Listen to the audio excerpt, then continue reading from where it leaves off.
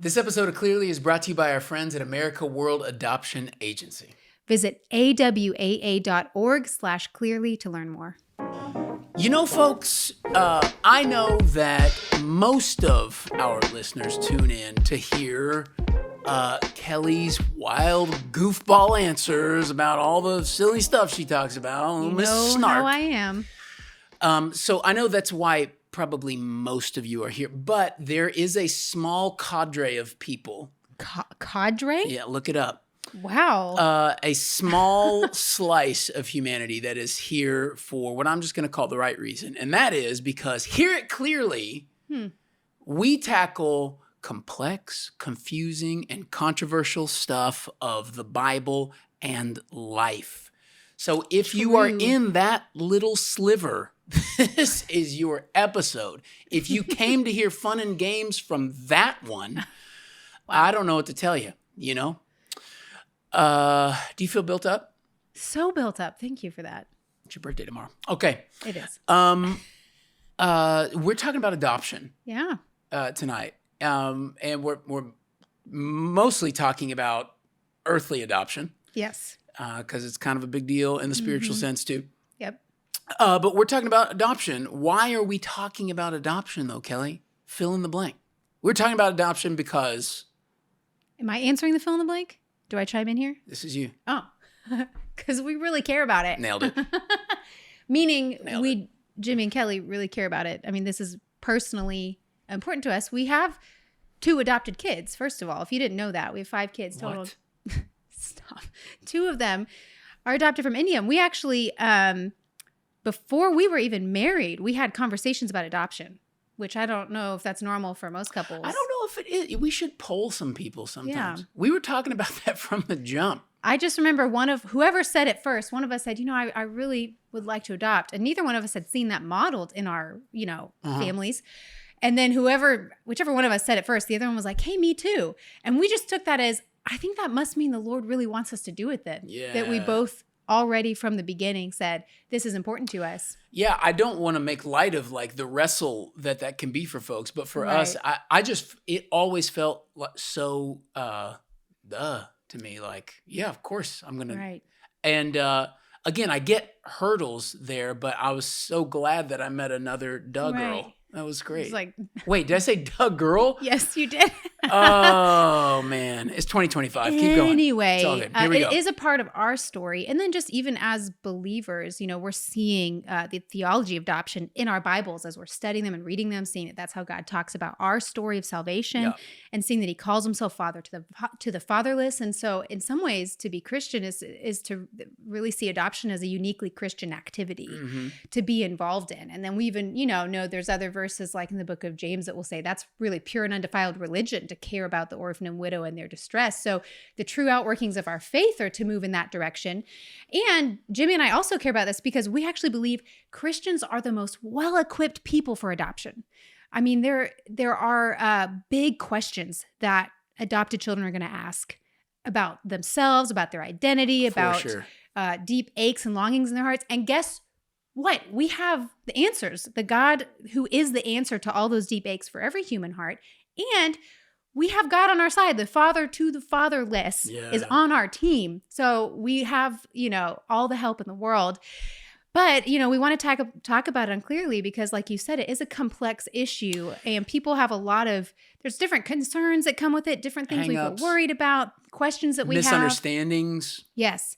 And so that's really what we want to talk about in the rest of this episode. This is going to be you know what this episode is? This is a Mythbusters episode. Yeah. Mythbusters, busting the myths. I'm glad that song has.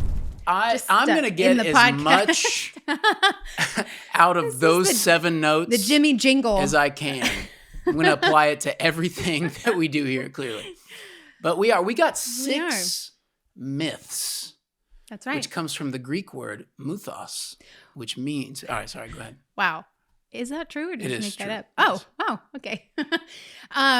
We know that this isn't everything that can be said about adoption. Okay, so we're just saying that up front. But when we talked together about it, these felt like 6 myths, 6 ways of ways people are confused about adoption that we felt like really we wanted to address. And so the first myth that we want to address is this one: I can't afford it. I can't afford it. Most people, when we talk to them about adoption, that comes up almost right away. Oh, for sure. They know the large costs associated with domestic adoption, international adoption, all across the board. And they go, well, I can't afford it. Yeah.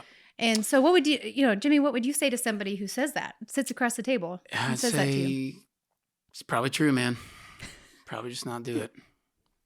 There's your quotable right there. Kidding. There's the pull quote. We'll use it on Instagram.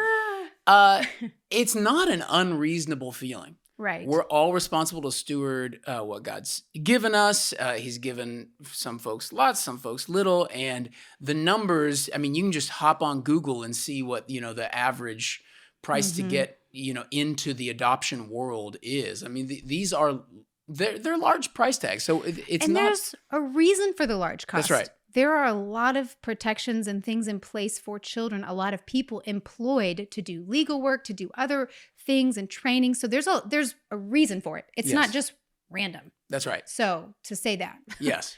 But to unequivocally say that because the number's big, you can absolutely not afford it, I think is a myth. It's an inappropriate way to look at it. There's lots of reasons for this. I want you to chime in as we go because you're smarter than me. But one of the things that I think about with this is, it's a bit of an illusion sometimes to see a really big number and go, I can't do that. And the truth is you probably can't. Most of us can't do it at this moment. Right, at one time. What we forget in the adoption process, one of the things that's helpful with this is that number does not come all at once. So I know, like for us, the sort of like foot in the door moment for us wasn't $14,000, it was $300 to like submit the application. Am I right? Is it somewhere it's like around? I think our initial application fee was and it's like, I can't do tens of thousands of dollars right now, but I can put my foot in the door with 300. And we did. And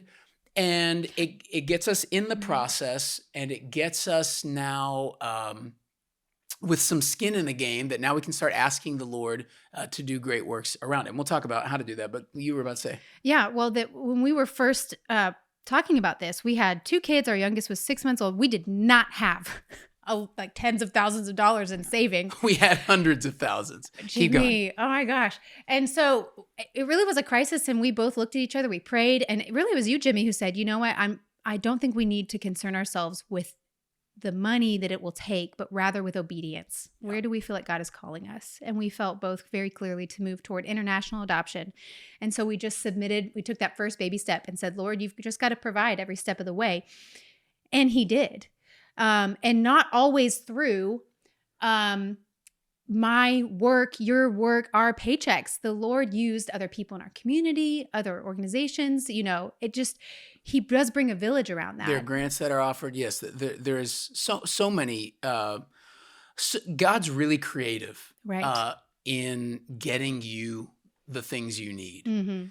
I think about 2 Corinthians 9:8. It's such a helpful verse for a Christian to always have a grip of, but especially in financial things because it's in the context of giving. It says, and God is able to make all grace abound to you, so that having all sufficiency in all things at all time, you may abound in every good work. Those are, those are big words. Those are superlative words. He's going to make all grace so you'll always have everything you need at every time for every good work. It's like, well, either that's true or it's not. Either God's telling the truth or he's a liar. But I think he's telling the truth. Right. And our experience has bore that out. We have been so surprised by the kindness of the community around us, even as we step into something that maybe folks in our world, our immediate circle, no, they couldn't do the actual act of adoption. Right. But there is something inspiring about some folks within your tribe going, we're doing this. You want to lift their arms up. And we so experience that. Right. I think this is also a good chance to just say, this is where a great local church is so helpful. Yeah. I just don't know many local churches that are just turning the other cheek when it comes to helping families want to step into adoption. Our church stepped in major ways through individuals and through the the church at large, and it changed the game for us. Totally. So I think it is a myth that, especially if you're running alongside the Lord, he's going to make a way. Right. Because he's the one who cares about the fatherless. That's sometimes what we tell people. He cares about this issue more than you. That's right. He calls himself father to the fatherless. So if you will just raise your hand and step into it and say, Lord, I'm willing to do this, he's going to come behind you and provide what you need. Myth number 2. Yep. Myth 1. Dead. DOA. You can't afford it. Put some smoke on the screen. Make it. All right, here we go. Myth number 2. It's not best for the kids, the adoptive kids. You ever heard that? It's not best for the kids. Kelly, unpack this, because maybe some folks haven't even done this, the thought work that around might this. surprise you, but that I feel like is a myth that I heard or saw, especially related to interracial adoption and intercountry adoption. I saw this come up a lot in 2020 when racial tensions were really high in the United States. And so that was an area that even some adult adoptees I was following and things I was hearing, and I remember just talking to others about it, that this is a concern. Is that really what's best? And so I'm going to speak right now just especially to intercountry adoption. That is our experience. We have 2 boys from India. And the thinking goes something like this, like, that child is from that cultural context in that country. Is it really best to uproot them from where they're at, put them in a totally different cultural context, to lose that connection? All of those things, is that really what's best for them? And so I want to just first say, let's just stack hands on what is best for children. Yeah. Okay. First, family reunification is absolutely what is best for a child. Like, that is God's design for you to be connected to your biological family. I don't know one adopted child who doesn't have deep grief over the separation from biological family. That's right. So like every Christian in foster care, in an international adoption, should have a big yes to family reunification at all costs. When it is best for the child, we should be a yes to that, because that's ultimately what's best for them. Second goal, if that is not possible, then domestic adoption within their cultural context absolutely is the next best option to keep them within where they're from when possible. Yes, and amen to that. That is the next best thing. But here's the thing we want to say. The ultimate goal in adoption is to have a family. Yeah. The ultimate goal for each child is a family. And so when those first 2 goals are not possible, when it's not possible for a child to be reunited with their family, their biological family, when it's not possible for them to be placed with another family unit within their cultural context, then they need just a family. And if that family lives on the other side of the world, that's going to be better for them than being left without a family. Now, there's actually a lot of stats to back this up. We will put them in the show notes. We're not going to go through all of them, but this is actually what drove us to international adoption. Is we read some studies about the ramifications and effects of institutionalized care for children, meaning orphanages. That's right. When a child is placed not in a family context, but in a place where maybe they're getting basic food and care, but they don't have a family unit caring for them. I mean, it is, I don't even want to talk about it. All the data is showing it has tremendous negative effects on everything from the internal life of that child to the external life. Yes. Like even the physical growth and development of children in institutionalized care is truncated because of that circumstance. So it's really remarkable to look at. If you're in the U.S., I know the foster care system is not perfect, but the fact that we are fighting for family-based care for children who need homes is really good. And every country should move in that direction. But there are still a lot of countries in the world that do not have those things set up. And so a child, the main point is this: a child needs a family to grow and be healthy. And that is the ultimate goal. And so one reason we love America World Adoption Agency, who is sponsoring this episode, is because they also have their hands stacked on those things. It made us feel really good about working with them in other countries to know that the first goal for them with those children wasn't to place them with us. It was to see, can they be placed with a family, domestically adopted? If those things aren't possible, then yes, they need a family. And we're raising our hands and saying, we'll be that family. That's right. But adoption is best for the kids because it's working to put them in families. And there are, the loudest voices are sometimes going to be the most negative. Isn't that true in Amazon on reviews, right? It's like, if you have a bad experience with a product, you're going to write about it. Hey, you should just read our YouTube comments. It's rough out there, guys. It's rough out there. Your people who are dissatisfied are louder than people who are satisfied, right? And so a study just came out recently This from is huge. National Council for Adoption. They interviewed over 1,200 adult adoptees. Adopted out of foster care, domestic adoption, international adoption. And here's the quote from their study. The majority of adoptees indicate satisfaction with their adoption. Like the overall information was that's right. Adults, they're adults now, are looking back going, I'm really happy about my adoption and my life now. Not only that, adoptees who were adopted by parents of a different race or ethnicity did not have reduced adoption satisfaction. So that interracial component, it flies in the face of your Instagram feed, which is populated with folks who are in that context going, oh, it's bad for me. It's like, well, it may have been bad for you. It may have been. That's very Those true. stories do happen. But when we're looking at the aggregate, when we're looking at the totals, that actually doesn't bear out. The data doesn't say that. It's actually good for kids virtually across the board, which is a beautiful thing to think about. It's beautiful because children need a family to be healthy. And so again, we'll link all those things in the show notes for you to look into for yourself. But Myth busted. Man, I hope our editor goes crazy on the screen. I hope there's so many things. I hope there's a little myth figurine running and like guys with spears chasing him. Could you whip that up better? See if you can. No? Okay, well, give it a shot. Myth number 3. It's corrupt.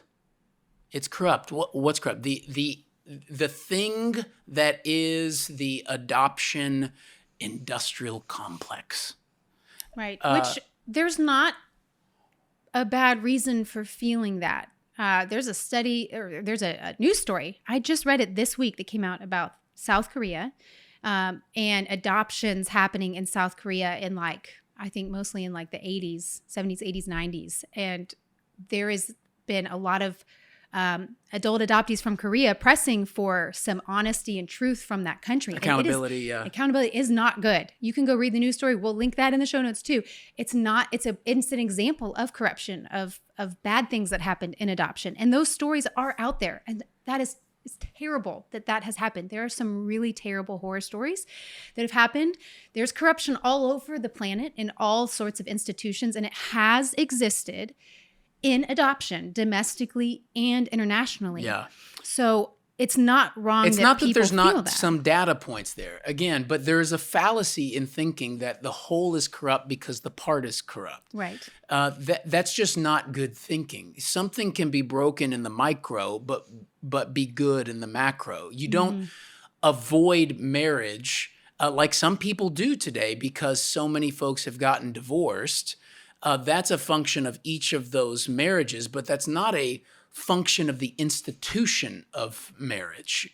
You shouldn't avoid that simply because sometimes it goes wrong. That doesn't make sense. And so we're just wanting to advocate for, yes, we want to be clear-eyed when we're thinking about the various dysfunctions that happen. Anytime you get anything that is expansive and international. Multiple countries involved, right? Yeah. Different languages. And it turns out people are sinners. Right. When that stuff is true, stuff tends to go bad. So yes to that. We want to be honest about that. And yet that doesn't mean that the institution itself is somehow not valuable anymore or should be put aside or shut down. Right. And the problem when we do that is that there is a real need and real children who need families to grow up and be healthy. And when everybody just goes, the whole thing must be corrupt, we've left a lot of real needs unmet that could have been met because of that. So, the best thing you can do to fight against that, if you're here listening to this and going, I really would like to consider adoption and I'm concerned about that, then you need to do your homework on what agency you use or what lawyer you use to do your adoptions, because they really are facilitating a lot of that and doing the work in that space. And again, that was why one of the reasons that really pushed us over the edge to go with America World, because not only had we seen kind of some of that from our conversations with them, their website, but we had talked to multiple other families who had used them and just felt from all of those data points that integrity was really important to them, and fighting for the needs of the child, not the parent, was at the forefront, that those children we're caring for them, and we're not just going to abandon children when we can't place them. We're going to fight for their good. And that made us feel good about working with them. So I hear you saying maybe the way to circumnavigate like the brokenness of the system is just to do your research and make sure you're connecting yourself with good agencies and good people that have a long-standing record, like America World or whoever that you can know, okay, when I get in with them, I know I'm with people who are walking in integrity. Right. Yeah. I think that's a good rule. And are going to go above and beyond to work for that. Because it is complex, it's complicated, there's a lot of things going on, but it doesn't mean I won't bust that parts myth. are corrupt. That's right. Just because some parts are corrupt, the whole is not corrupt. Yeah. Yes. Well, in February 2017, we stood outside a rural Indian courthouse holding our adopted son Ben for the first time, and it was the best. You know, adoption has infused our lives with deep joy and rich memories. So you can imagine how saddened we are to know that international adoption in the U.S. is plummeting. We believe Christians should be at the front lines of this need, and that's why we love America World Adoption Agency, because they are working to see every adoptable orphan placed in a Christian home. We know firsthand how intimidating international adoption can be. We've done it twice now. But AWAA was at our side every step of the way, from our initial application to our final flight home. They gave us step-by-step guidance to lead us with integrity and with prayer. So whether you're interested in adopting or you want to do your part to see every adoptable orphan placed in a Christian home, AWAA is the best partner for your journey. Visit awaa.org/clearly to learn more.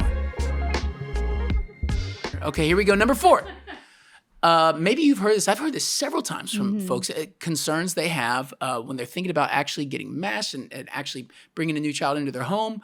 The fear that I might not attach. That this myth that like this is there's going to be this inevitable emotional disconnect between me and them. They didn't come. This child didn't come from me, and so they're going to be raised in a house that I don't feel anything for them. That that sort of thing. I've heard that. Yes. From a lot of people actually who are going, man, I don't think I could love a child that's not my own, and all that. So let's talk about that, because this is kind of getting into that personal felt experience space. Which I understand why that's a concern, because for many adoptions, ours included, that adoption is getting finalized before we have met our children, right? Yeah. So you are all chips in, yes, before you have any relational equity in that relationship. But here's actually how I want to bust this myth is I think the myth here is actually about how we connect with our biological children. Okay. You think got me. Keep going.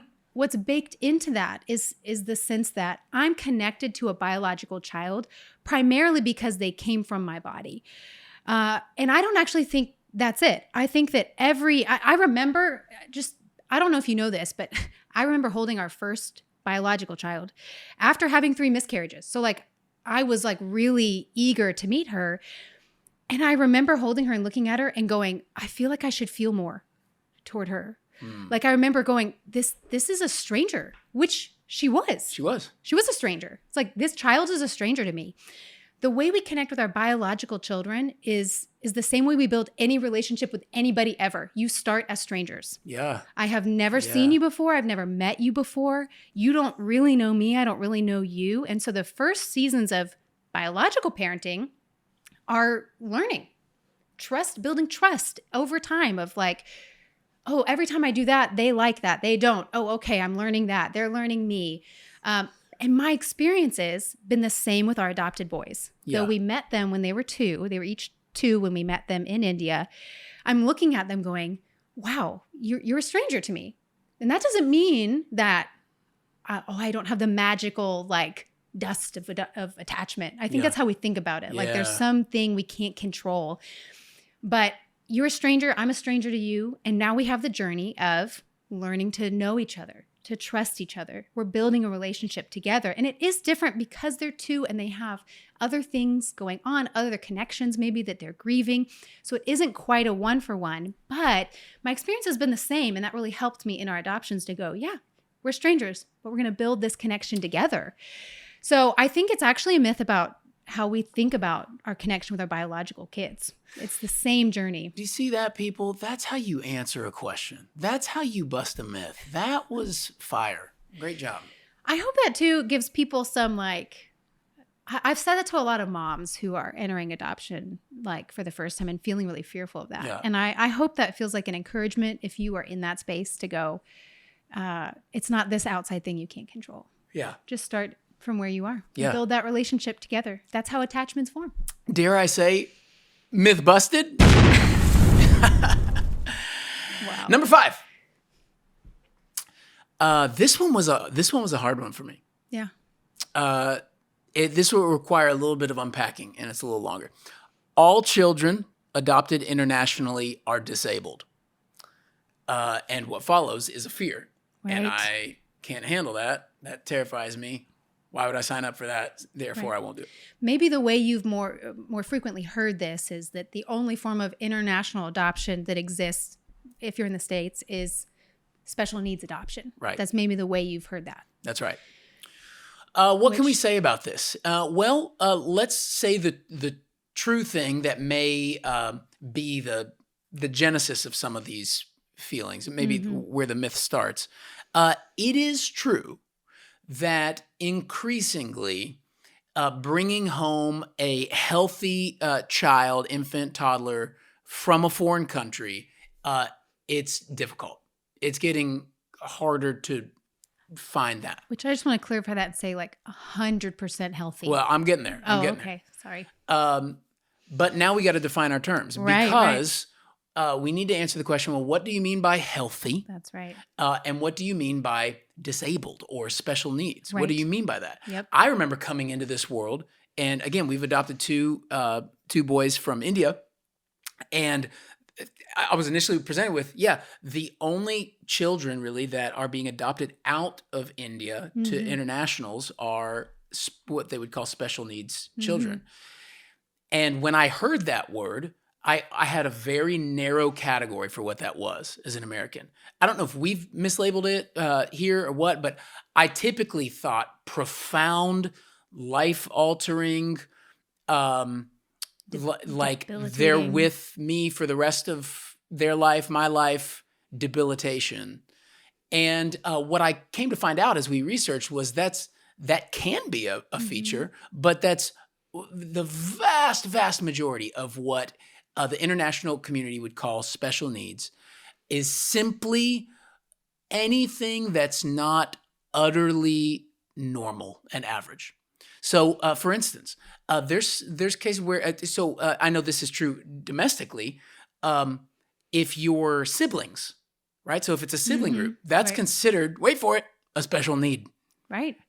They can be totally healthy, but because they're siblings, group, it's harder to place. It is a special, unique need that this family is going to need to be aware of. I know internationally, for us, as we were reading about the various sort of special needs out there, it could be everything from something severe like some limb debilitations or missing limbs, those types of things, to blindness, to deafness, all the way down to, I remember there was one case where a child had a large mole on his leg. And because that wasn't the norm, that child was considered in the special needs category. So I think to bust this myth, we really need to say, you probably need to correct what you think when you think the word special needs. Our two boys are both deaf in their right ear. One we didn't even know about initially. Yeah, one that wasn't initially his special needs. So we didn't know that. But when I think about that's something, right? It required surgery. It requires a cochlear implant. There's things. but it was helpful for me to like see what we're really talking about and Right. realize These are usually, so many of these children who need families have very minor and correctable needs. that's right. And if you're in the United States listening to this, we have some of the most advanced medical technology out there. I mean, we have the resources around us to provide for so many of those needs. And there's so many of them are small, relatively. Things that if our own biological children had these issues, we would not bat an eye to go, yeah, of course, that's easy to deal with. Yeah. You And wouldn't so- label it a thing. No. And maybe one other thing to say to this is if you're with a good agency, they're going to be Yeah. very careful with you to make sure you're not signing up for something your family in your particular context can't handle. Right. So yeah. if you tell them like, yeah, I can handle all these things. I mean, I remember our social worker was like, are you sure that you're up for that? I'm going to make you do some research on that one before I even consider saying you might be okay with that, which is good. They want, the good agencies want those children placed in the homes that are right for them. That's right. And so another reason why good agency matters, again, we're going to plug America World Adoption Agency for that because they were so tremendous with us in that journey. But the needs are relatively small. And guys, even when they're not, I feel like it's hard to it's hard to talk about. I'm like, we're talking about children with major needs around the world and different needs who don't have parents to fight for them. Yeah. When your kid is born, when you have a kid born to you who has major needs, you do not think twice to go, I will do everything I can for this child. And we're talking about children who don't have that family. And so even if you're not the one for them, we ought to be praying for them, which, by the way, if that's your takeaway from this episode is I want to pray for these children who need families, guess what? America World can help you with that as well. And so we're going to tell you where to go for all that later. But this is not just some of what we're talking about is getting away from a parent-centered view of adoption and going, let's be kid-centered and go, there are kids who need homes. And if it's not my home that's best for them, I want to pray for one that is and care for these kids. That's good. That's good. Okay. You want to say it at the same time? No. Okay. Good talk. It's too corny. Last one. Number 6. Fabulous 6. This one, maybe, is this the biggest one? Maybe. I think this is maybe the most important one. Here it is. Someone else will do it. Someone else is going to do this. Mm-hmm. Somebody, they'll figure it out. Surely there's a good-hearted person out there. They're going to get to work. They're going to do this thing. Yeah. I met a mom, an adoptive mom. I asked her permission to tell this story. I met her a few weeks ago, and she has 5 children that are adopted out of foster care. And I was like, wow, how did what got you interested in that? Of course, as an adoptive mom, I want to know the story. And she said, well, my husband and I just started conversations about starting a family. And we hadn't really considered foster care, but we at the time went to a really large church, like large. She said over 25,000 members at one campus. So we're talking about a lot of people at their church. And they made a mention at the Saturday night service, hey, tomorrow we're going to have somebody from CPS that wants to do a presentation about foster care. And so if you're interested in learning more, we'd love for you to come. And they heard that and they were like, oh, we just started talking about the journey for us as a family, as building our family. Like, let's just go and learn. So they show up the next morning. She said the room is set up for probably about 100 people, which feels really normal for a church of that size. And they get there and they are the only 2 people that show up. Mm. This CPS worker has created an entire really professional presentation about the needs in this particular county for the kids that they have and the need for new foster parents. And they are the only people in the room. And she looked at me and she said, Kelly, her presentation was compelling. It was really compelling. But what compelled us more was the empty room. Mm. And she said, we looked around and no one was there but us. And it just busted that myth for them. Someone else will do it. Mm-hmm. And they said, we gotta do it. And so it was like a no-brainer for them to go. There's no one else here. That means it's our turn. Hmm. And they have 5 wonderful children in their home, 2 groups of siblings that are thriving and doing well because they said yes. And this is what she said. We praise God that despite the deeply disappointing lack of participation and interest, that our church provided an opportunity for us to listen to that CPS representative, and that she was faithful to show up and present to us because our lives have been forever changed. But I think it's that myth that, yeah, I know there's a need, but like I see families doing it. I maybe hear about it online, or I see the story. So like someone else will step up. But I think that's a myth. Yeah. There is a large need domestically in your own county. If we're going to put resources in our show notes for you to just look at your own state and county, the needs that are there, you might be shocked. Sometimes we don't even understand the need that's around us and the need that is present internationally. There are so many children who all those other first preference things have been pursued: family reunification, domestic adoption, and they're legitimately going, I just need a family. That's right. Waiting, we call them waiting children, waiting for a family. There's so many. And I think it's a myth to think to yourself, someone else will do it. Now, we know not every single person can step into adoption. A great agency and a great social worker is going to help you know, hey, I don't know if it's time for you to do this right now. But all of us should do something. That's right. What we're saying is, Christian, you're the someone else. That's right. You're the someone else. Mm-hmm. And, I'm even just thinking about the whole Esther for such a time as this, That's right. thing. We are here. Titus is really clear to live a life full of good works. Mm-hmm. And this, operating in this space as Christians, as adopted people ourselves, this is one of those good works. Now, we want to be clear. This doesn't mean that everybody listening to this, every Christian, ought to adopt. I don't think that's true. No. There's so many circumstances where that wouldn't make sense Right. at all. We've looked at people and said, no, I don't think that is the right move for you right now, because it's not. Those kids have needs That's that right. they're going to come with. If you're not ready for those needs, you're not the right person for them right now. But everyone can do something and should do something. You should think like this. If I'm a Christian, I do have a role in the adoption space. It might not be to adopt, but there's lots of ways to get involved. You can give your time or energy to this thing. Right. There's so many ways to do that. You can become you can get respite certified. Respite certified, that's right. Which in the foster care world, those children in foster care can only be watched. Babysitting can only happen by people respite certified. And so for those foster parents to get help, relief, they need respite certified babysitters and childcare help, right? So you could do that. You could provide meals. You can find families on the front lines of adoption and go, what do you need? I once had somebody in the middle of our, I think it was our second adoption, who was like, where are you at with paperwork? Can I come over and help you? And she came over and helped me. Like, I had piles and mountains of paperwork that I was sorting through, and she helped me fill out forms and apply for things online. I mean, that was wildly helpful to me.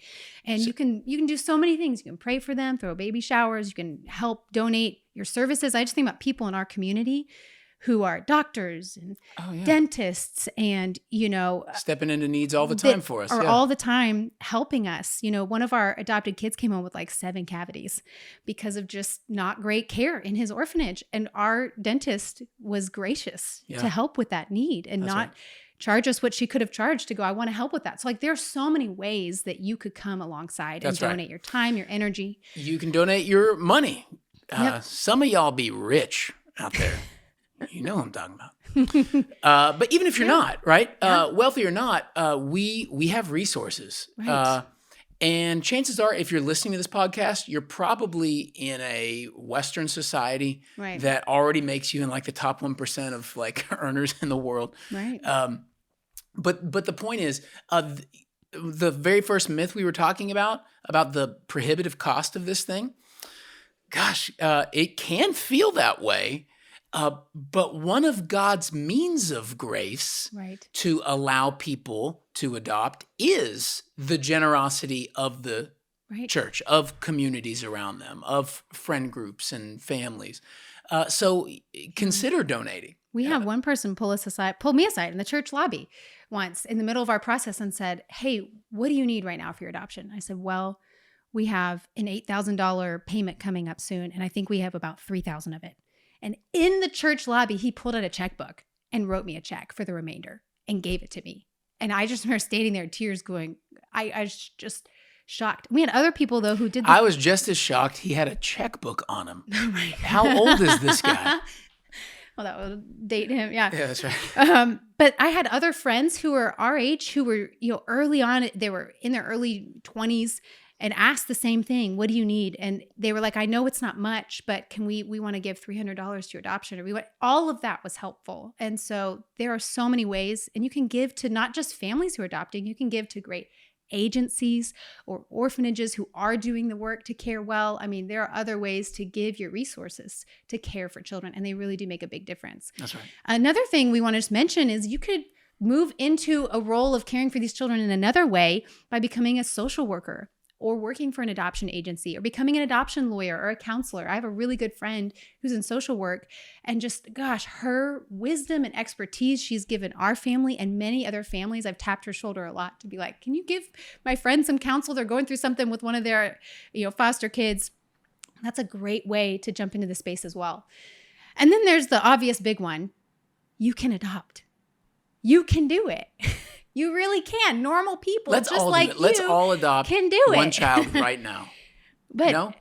Probably not gonna forget but it. that's one of the reasons that we made, so many of these things are going to be in the show notes, but we made a video of our very first adoption going to India because we knew, man, people need to see it to feel like, oh, I could do that. They need to see what it looks like. They need to watch somebody's story. We had watched somebody's story, and that was part of what helped us go, oh, okay. It demystifies it. It helps it feel less unknown and unfamiliar. We're always scared of the unknown. And so if you haven't watched another family do it, we were like, we just want to make an adoption video. And so you can watch a video of us bringing home our first son, Ben. And we've met so many families now who will come and tell us we adopted because we saw that video. We were in India for our second adoption, bumped into somebody in the hotel restaurant, and they pulled us aside. They said, hey, we're here right now because we saw your adoption video of your first son.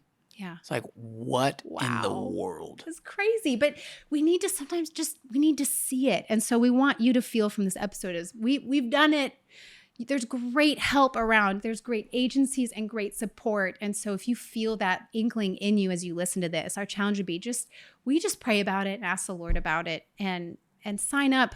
We'd love for you to go to America World's website. They created a special page just for Clearly listeners. America World Adoption Agency. So their website is awaa.org/clearly is where you're going to go. awaa.org. You've got interest in any of the stuff we're talking about. Yep. You head over to that website. There's a webpage there. You can put your questions in. You could let them know what you're interested in getting involved in. You can just peruse around even it. If you just want to be praying for children, I mean, go there and you can get connected even in that way. But if you just pray about it, if you have any interest at all, we'd really encourage you to go and sign up and just continue asking the Lord about this. Christians adopt. It's one of the things that we do. We have been adopted, and we adopt, and we work to see children and families and thriving. So let's go. Let's do it. Thanks, guys, for tuning in with us. If you didn't notice throughout this whole episode, we were saying a lot. Check out the show notes. There's a lot of great stuff for you there. All those studies we referenced and more great resources to help you. Our adoption video, even more than that, is on the website. And so we really hope that you'll go and check that out. Find some great things there. If you think this topic of adoption would be helpful for somebody in your life, you should totally send this to them. Drop them a text or whatever and get this their way. We want to be as helpful as we can with this content to maybe move the needle in someone's life around this issue. It's a really important topic for sure. Yeah. Is that it? Is that all we're going to say? Smash the like button. There you go. Smash it with a hammer. Smash the button. I like it. What did you even say? Smash it with a hammer. That's what that phrase was? Smash it with a hammer. Smash it the button. Okay. I thought it was strong. Bye. It was not strong.